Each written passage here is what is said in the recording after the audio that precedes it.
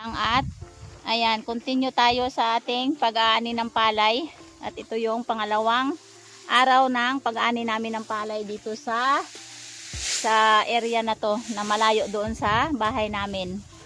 Ayan mga ka-sisters, ito na yung mga naani namin na palay at tinambak dito para giikin bago iuwi sa bahay. Ayan, ayan si Mister, siya ang taga-ipon ng palay namin. Ayan, pero dyan sa unahan ay parang kinakabahan ako dahil namumuong ulan. So ayan mga ka-sisters, dyan sa unahan ay ubos na ng ani yung palay namin. At may natira na pinakakaunti yung malapit lang sa kalsada. Ayan, iniipon lang yung mga ginarab o mga nakaret namin na palay.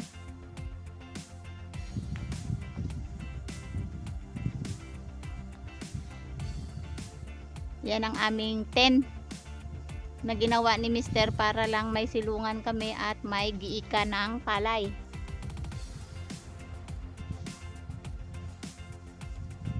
Yan, hakot-hakot mo na si Mister. Sana hindi umulan.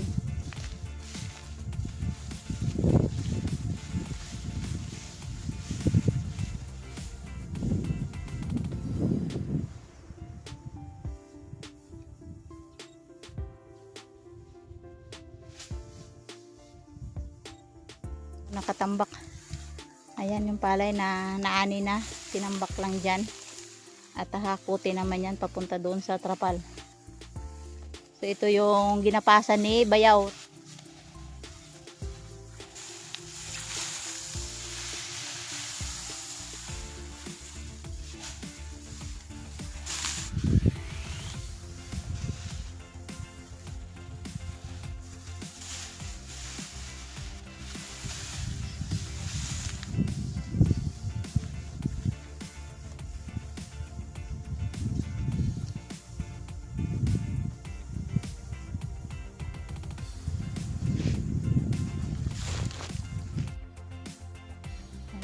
Tambak mo lang kahit sobrang init nung panahon mga ka-sisters, kailangan itambak yung mga naani dahil baka umulan at mabasa ng ulan yung ating palay. Kung dati ay pag nagtanim tayo ng palay ang hinihingi natin ulan, ngayon naman ang hinihingi natin ay puro init kasi nga paani na tayo. Sana nga hindi umulan mga ka-sisters kasi may namumuong ulan sa ulap. At kapag ganyan na nagpapaani ka ng mga mais or palay ay medyo kabado yung mga magsasaka dahil mababasa yung ating palay or mais. Kaya sana huwag umulan muna.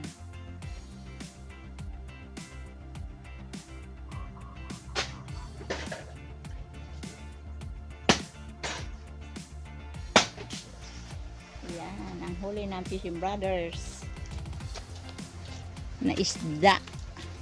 Masipag ka ngayon magluto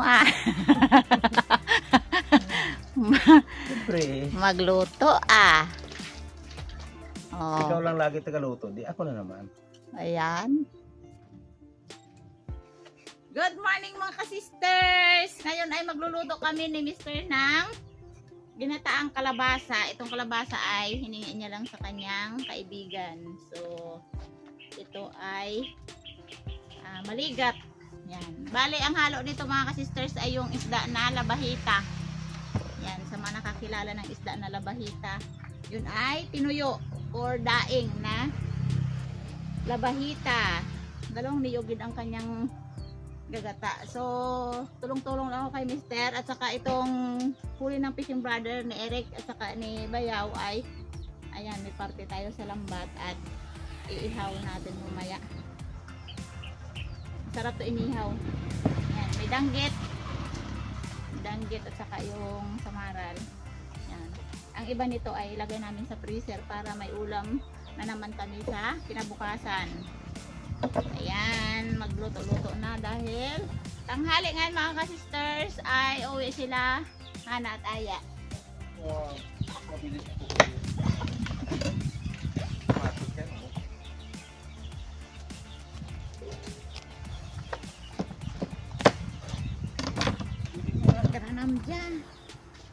Gusto mo isa lang? Ay, okay man.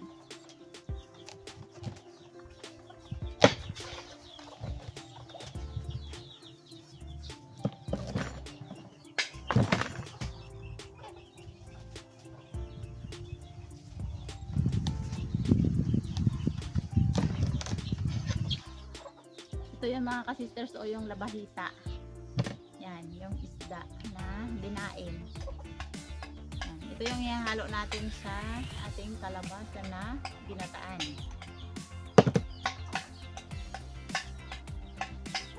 Dito. Yan.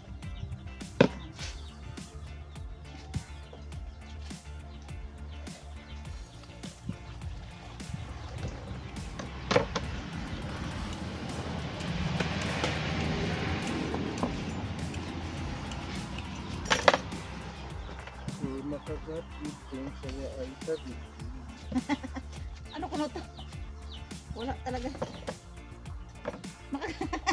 Kagata eh.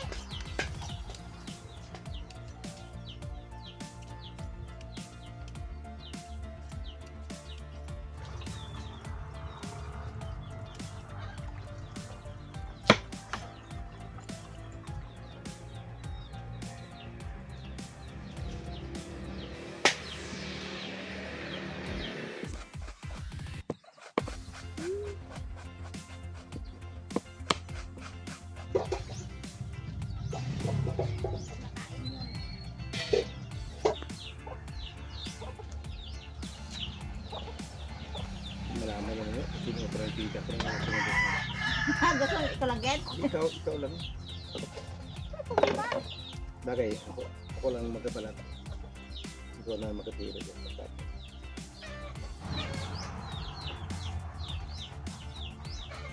Ilaga lang natin yan sa pangalawang gata. Lagyan natin ng konting malunggay para may kwan. No?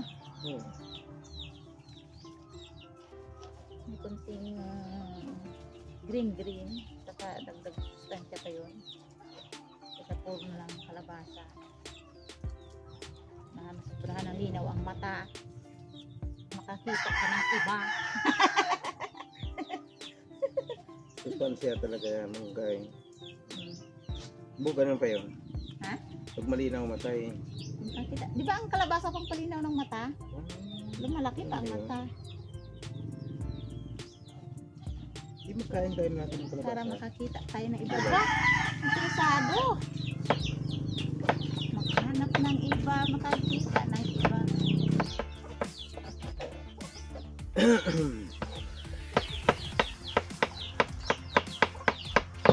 Unang gata.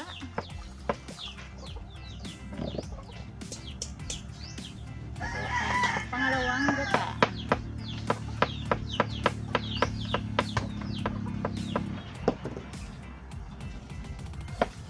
Idalso ko na ito sa manok.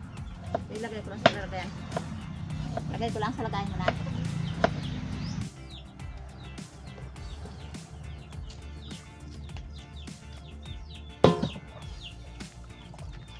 Ang pangalawang gata. Sister na ang bahala dyan. Kaya expert sa ginataan na kalabasa na to. Kami ang tagakain. Tira. Uga-uga mga atong kwa. Kailangan. So mga ka-sisters ay ano ko muna lahat ng mga ingredients. Spices. Yan. Pila dagi ba dyan? Dogen. Ano na lang daingin. Oo, para makakaan. Ilunod natin yung kalabasa. Sarap ko naman yun. Oo, ayun. Yan. May emergency. Malapit kasi tayo sa kalsada. Saan ang punta niyan? Occidental. Yun.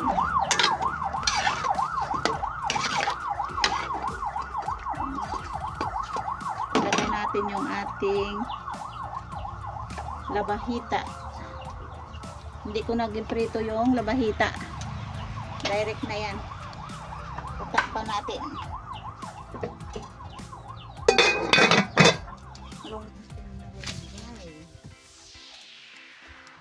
Pa Uy, nga pala talik natin. Ano pwede natin aldo kung gusto ko. nagpalupas man si Ambit ng mais. Pero pat na. Mas maraming malunggay, mas masarap. Kahit sobra. Ay mga ka-sisters, yung sinabikihan ni Mr. na bisugo at saka ano ba yung isa na yan? Lumahan? Lumahan. Ay ginawa na niyang Matambaka. daing. Tapos yung huli ng fishing brother na binigay lang sa amin ngayon lang ay yan ang aming piprituhin. Nang iba niya ilagay namin sa freezer. Ayan yung ating ginataan mga ka-sisters. Nilaga natin sa unang gata. So ilagay natin yung malunggay. Ayan, ito yung malunggay natin. Ayan, tama lang ang dami ng malunggay. Ayan. Yung tama lang ang dami ng malunggay. Ating unang gata. So kunting kulo-kulo lang yung mga ka-sisters ay pwede na yan hanguin. Yan. Titimplahan ko na lang yan at dagdagan ng asin kung kulang pa. Kasi yung daing natin ay medyo maalat yun mga ka-sisters. Ito ay kahit hindi na natin lagyan ng ajinomoto ay manamis-namis na yung lasa. Yan, kunting kulo lang.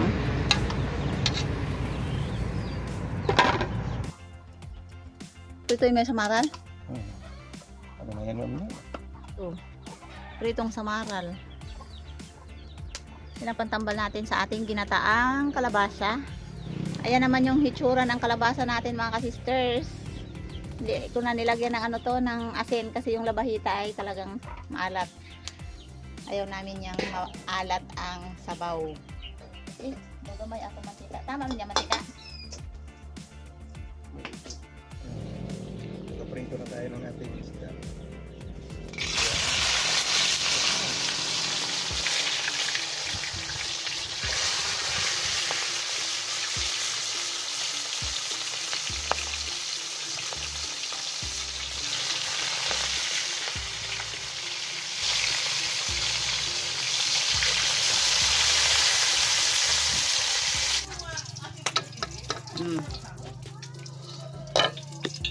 Nagbida na si papa mo kay kaduro ng marites.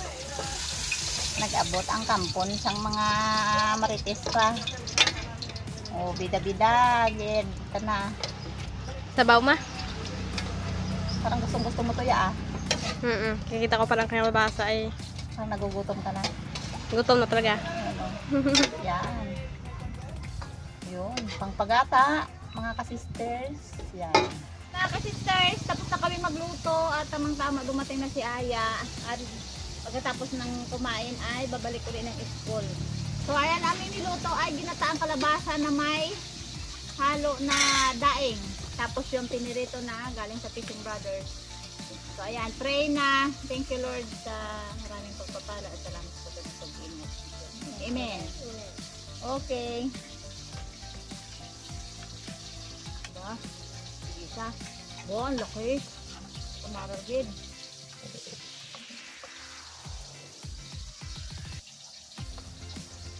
Dito. Gulay.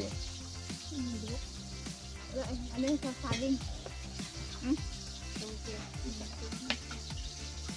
Kunin ka. Bula ng kalabasa ya. Kunin.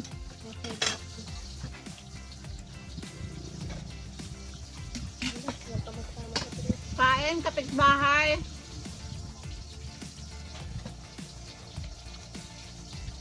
Dapat yung crispy mo kaya para daw makain ng tinik.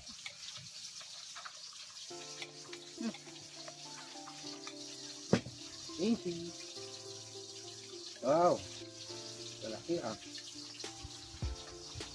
Gusto ko malaki ang gayat ng kalabasa para pag nagkain ka, feel mo yung lagkit ya, lagkit no? Sarap? Oh. Sana gulay. Dito. Ay, Gulay, sama gulay. pala. Amat niya. Gulay.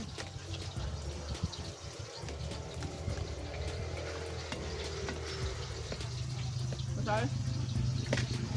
Ito lang. Ay, maalat. Tikman mo yung labahita, kung gaano kalat yan. Kalabasang ginataan with malunggay. Na may labahita. Marabo ang kalabasa. Hindi. Babasa ng iba. Kalabasa ng kaibigan. Tikman mo bagay yung ano, labahita. Tingnan mo. Malat yan. Anong labas nito? May lasa? Pinag-okay na, no? May kontra sa sabaw ang lasa. So, tapang ka na eh. Bakit? Sabi ko lang sa Lasa? alat. Maalat ang isda. Kaya hindi naging asinan yung gulay.